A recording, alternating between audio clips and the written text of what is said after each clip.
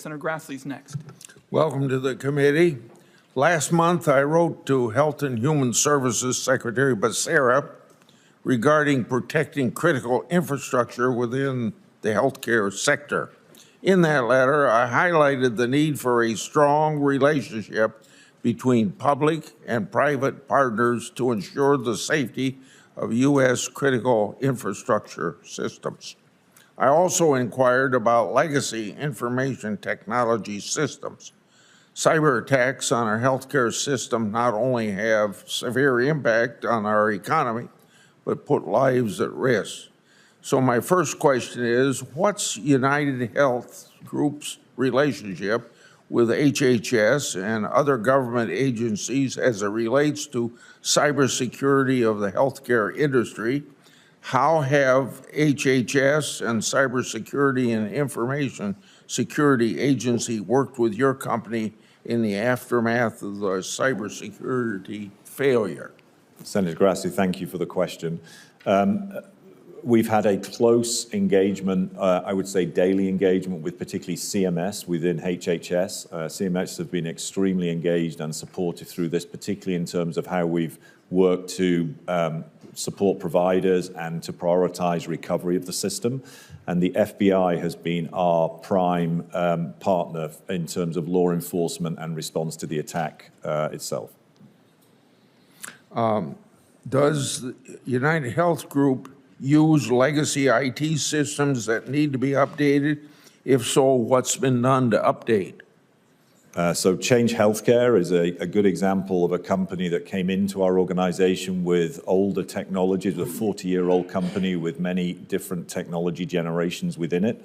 As we always do with new companies like that, we strive to upgrade them to the standards of UnitedHealth Group, which I believe are consistently higher than the companies that we brought into the organization. I think you touched on it, but let me ask specifically, has UnitedHealth Group taken every available action to immediately remove memory safety risk in its IT and software? Sir, could you just repeat that, please? I couldn't hear the second part of the question.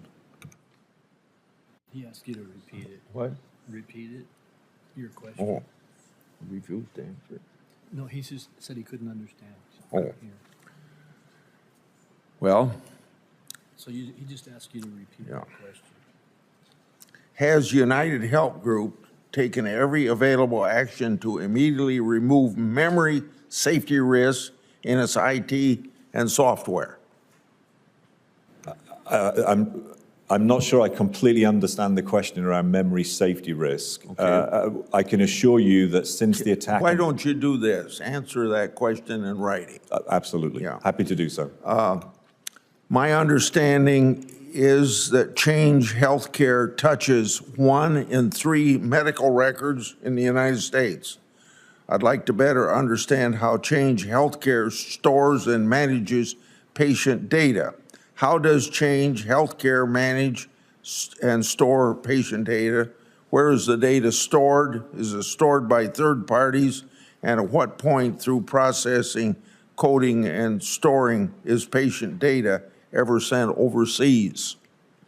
So Change Healthcare stores data both on premises in data centers and also to a limited extent in the cloud. As we've rebuilt the technology environment, we have moved much more into the cloud, which we believe creates a much more secure future environment.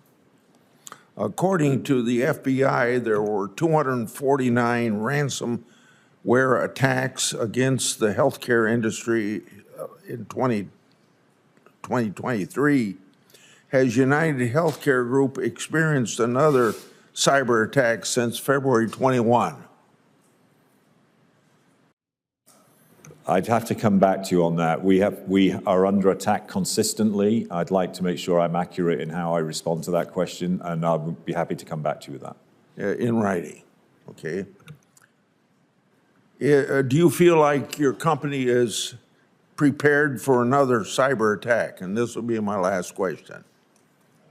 Senator, thank you for that question. We are doing everything we can to be as prepared as possible, but we recognize the pressure of the attacks that come in.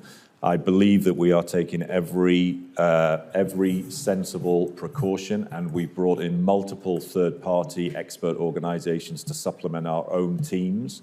Where I hope we can also look for is ways in which we can start to reduce the attack pressure on the systems that we're all trying to manage. Thank you, Senator Grassley.